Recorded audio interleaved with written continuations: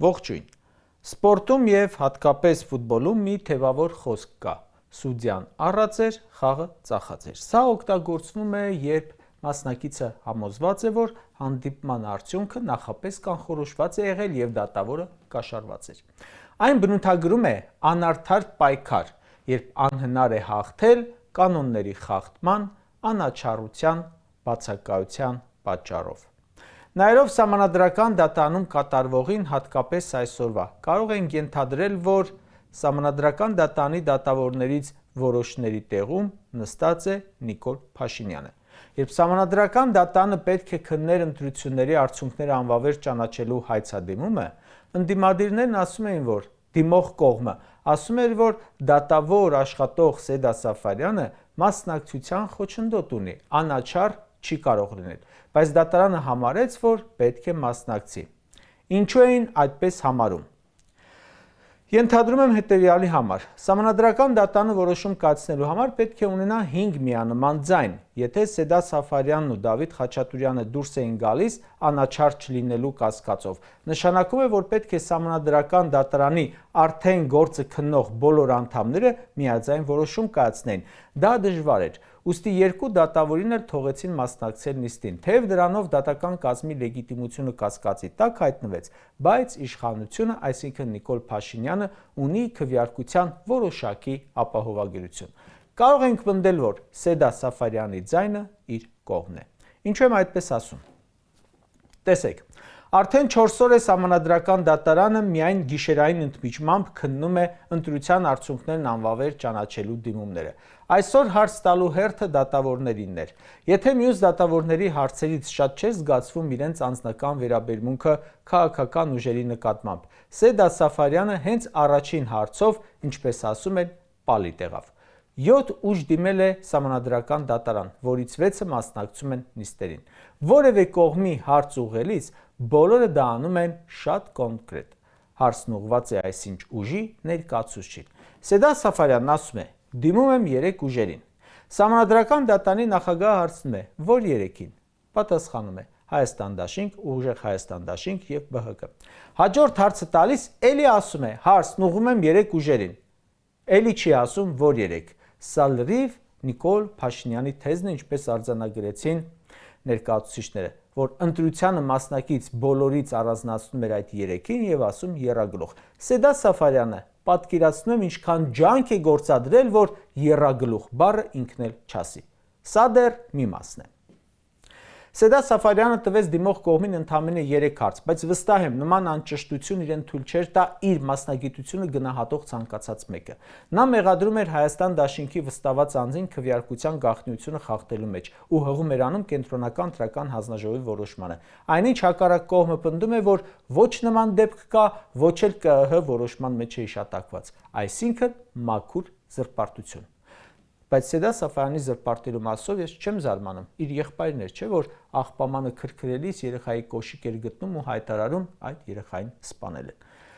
Սահմանադրական դատարանի այդ դատավորի մյուս հարցից ես տպավորություն ստացա, որ ոչ թե դատավոր է հարց տալիս, այլ խիստ քաղաքականացված հակառուս մեկը։ Ասում է. Ռուսաստանի Դաշնության նախագահը եւ բարձրաստիճան պաշտոնյաները պաշտպանության տակ էին առնում 3 ուժերին, Պուտինը փակում էր Լարսի անցակետը,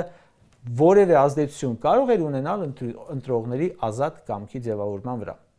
Այստեղ եւս այդ դատավորը ճիշտ չի ասում, սուտ է ասում։ Վլադիմիր Պուտինը Տիկին Սաֆարյանի նշած ուժերին չի սատարել։ Ռուսաստանի Դաշնության նախագահի նման ելույթ չեք կարող հիշել, բայց մեկ ուրիշ բան կա։ Փաշինյանին ուղիղ սատարելու մասին Ֆրանսիայի նախագահ Էմանուել Մակրոնի, Միացյալ Նահանգների նախագահ Դոնալդ Թրամփի, նրա տեղակալի եւ նրանց պետքարտուղարի ելույթներին Տիկին Սաֆարյանը չի անդրադառնում, ՔՊ-ին հարց չի ուղղում, խնայում է։ Մի խոսքով կարող ենք վստահաբար ասել, որ ոչ մի բան չէր փոխվի սահմանադրական դատարանի նիստում, եթե Սեդա Սաֆարյանը գնար մի քանի օրյա արձակուրդի եւ նրա փոխարեն այդ աթոռին նստեր ինքը Նիկոլ Փաշինյանը։ Մենք արդեն այսօր կարող ենք ասել, թե ինչ որոշում է կայացնելու նա։ Անկեղծորեն նրան հասկանում եմ։ Սխալ է անում, պրոֆեսիոնալ չէ, բայց հասկանում եմ նրան։ Անհնար է, որ Հայաստանում ցանկացած այլ իշխանության պարագայում Սեդա Սաֆարյանը դառնար դատավոր։ նա որ մի օր դատավոր չի աշխատել, իսկ փաստաբան եղած ժամանակ եղել է խիստ քաղաքականացված, համարյա մեկ շրջանակի փաստաբան, հիմա սահմանադրական դատարան է տարվել։ Դա մի պաշտոն է, որի մասին ես վստահ եմ կյանքում չի էլ երազել, որովհետև չի էլ պատկերացրել, թե դա իր տեղն է, որ մի հատ էլ երազել այդ մասին։ Բան Նիկոլը տարել նշանակել է, հիմա վարձահատույց լինելու իր հերթն է, չէ որ հակառակ պարագայում ինչպես նշանակել են, այնպես էլ կարող են հետ կանչել։ Ու չասեք, թե դա կլինի ապօրինություն, որովհետև այս իշխանության պարագայում ավելորդ է ապօրինության վրա զարմանալը։ Ժորժ ջան, ինչ տեսանք անցնող 4 օրերի ընթացքում։ Բացի Սեդա Սաֆարյանից, տեսանք նաև, որ Կենտրոնական ընտրական հանձնաժողովի նախագահը դասը չէր սովորել եւ քննությունը պրավալտվեց։ Նրա պատասխանները արդարացում էին, այն էլ կծկտուր։ Կենտրոնական ընտրական հանձնաժողովի նախագահը անգամ չէր կարողանում ասել, թե եթե պետք է ժամը 8-ին փակվեն ընտրատեղամասերի դռները, օրենքը այդպես է, ապա ինչու ժամը 8-ին չեն փակվել ընտրատեղամասերի դռները։ Չէր կարողանում պատասխանել, եթե Բարգավաճ Հայաստան կուսակցությանը պակասում է X քանակի ձայն, այդ արդյունքները անվավեր ճանաչված տեղամասերից, եթե ստանում էր այդ X քանակի ձայնը, մտնում էր խորհրդարան, թե չէր մտնում։ Այս պարզ հարցին չէր կարողանում պատասխանել։ Կենտրոնական ընտրական հանձնաժողովը պարզում է ոչ պետբյուջեով բաժանված ընտրակաշառքների, ոչ Նիկոլի ատելության խոսքի, ոչ բռնաճնշումների, ոչ շինծու ձայնագրությունների եւ ոչ մի բանի վերաբերյալ իր պարտականությունները չի կատարել։ Իսկ ինչու չի կատարել։ Կարող ենք ընդհանրապես ենթադրել։ Գուցե նրա համար, որ Կենտրոնական ընտրական հանձնաժողովի նախագահ Վահագն Հովհակիմյանը եղել է ՔՊ-ի հիմնադիր անդամ, այսինքն ՔՊ-ին ծնող մայրերից մեկը, ոչ մի հարցի նորմալ չպատասխանելով ԿՀ-ն ակամա խաղում էր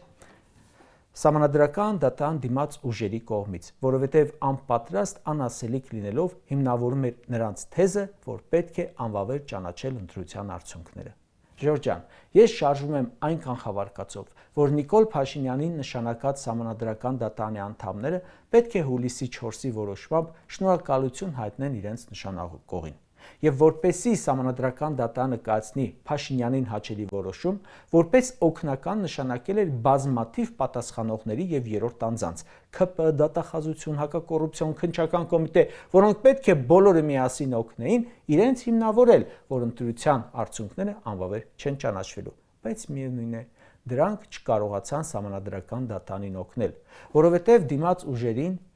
այս օրերին տեղի ունեցած քննարկումները դատական նիստերը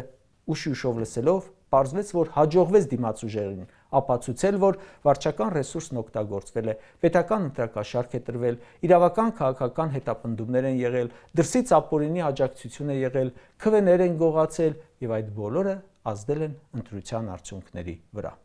Կարճ ասած, շատերս ունենք համոզվածություն, թե ինչպես է քվեարկելու սահմանադրական դատարանի դատավոր Սեդա Սաֆարյանը։ Այս որոշումը սահմանադրական դատարանի լինելու է այն մասին,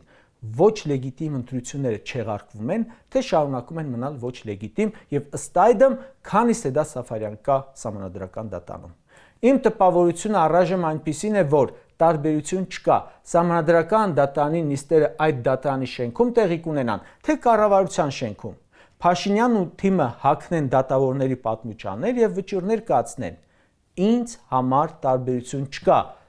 Սեդա Սաֆարյանի եւ Գևորգ Պապոյանի միջև, երկուսն էլ նույն թիմից են, Վահագն Հովհակիմյանի եւ Վահագն Ալեքսանյանի միջև, երկուսն էլ նույն թիմից են եւ այսպես կարող ենք շարունակել, այնպես որ սահմանադրական դատարանում ապացուցվեց ընտրակեղծիքների մեծ ծավալ